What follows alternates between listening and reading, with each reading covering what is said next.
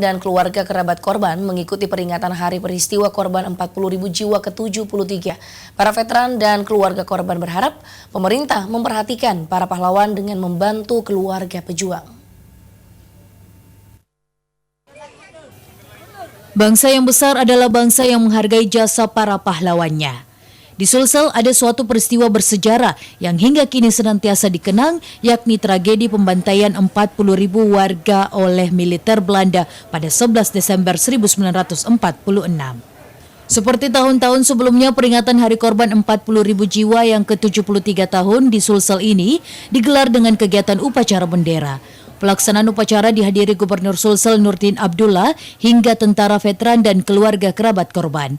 Salah seorang keluarga korban turut menyaksikan tragedi tersebut, Rahman Sahim, bercerita dan mengenang peristiwa 73 tahun silam.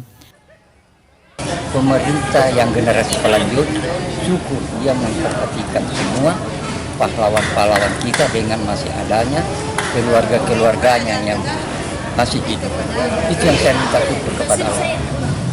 Rahman berharap pemerintah memperhatikan dan menghargai jasa perjuangan para pahlawan.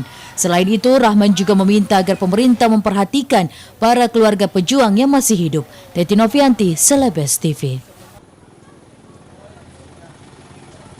Pemirsa, sejarawan Universitas Hasanuddin Dias Pradimadara menganggap penamaan korban 40.000 jiwa bukan sekedar banyaknya jumlah korban yang dibantai pada saat itu, namun lebih ke makna simbolik terkait banyaknya korban jiwa yang jatuh pada saat proses pencapaian kemerdekaan Indonesia tahun 1946 hingga 1947.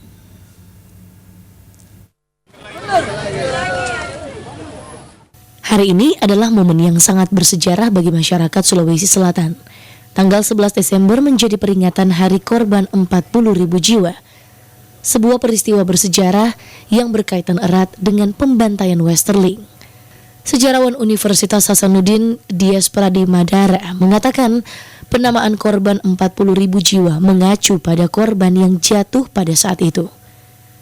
Namun tidak ada bukti akurat yang bisa menunjukkan bahwa pada Desember 1946 hingga Februari 1947 terjadi pembantaian oleh Westerling yang menelan korban 40.000 jiwa. Dias menegaskan peristiwa 11 Desember atau peristiwa korban 40.000 jiwa lebih mengacu pada makna simbolik bahwa sahnya pada saat itu banyak korban jiwa yang berjatuhan demi mencapai kemerdekaan Indonesia. Jadi dari desa ke desa secara sistematis pasukan Westerling mengumpulkan masyarakat dan kemudian menanyai siapa yang bertanggung jawab terhadap peristiwa yang mereka anggap kejahatan, dan kemudian yang bersangkutan atau yang ditanyai langsung ditembak di tempat. Nah, mengenai jumlahnya memang ini sesuatu yang masih kontroversial karena ada satu peristiwa di mana tiba-tiba angka 40.000 disebutkan.